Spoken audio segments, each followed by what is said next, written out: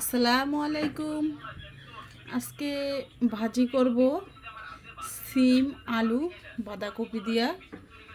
তো ভাজি হবে, ভাজিটাকে আগে সিদ্ধ করে নিব, মানে ভাপ দিয়ে নেব। এটা কে কীভাবে নেন জানি না, তো আমি ভাপ দিয়ে নিতেছি। সিদ্ধ হয়ে গেছে, এখন পেঁয়াজ কাঁচামরিচ দিয়ে বাগার দেবো। একটু শুকনো মরিচ ছিঁড়ে দিলাম, শুকনো মরিচটা দিলে গ্রান আসে সুন্দর একটা। কাঁচামরিচ পেঁয়াজ দিয়ে দিলাম, এখন এটা সুন্দর করে লাল করে ভেজে নিব। বাগার দিয়ে দিলাম, এখন নাড়াচাড়া দিয়ে নামিয়ে ফেলবো। এই ভাজিটা শীতের মৌসুমে খেতে খুবই মজা লাগে। আপনারা সবাই বাড়িতে ট্রাই করে খেয়ে দেখবেন, অনেক মজাদার সুস্বাদু একটা খাবার।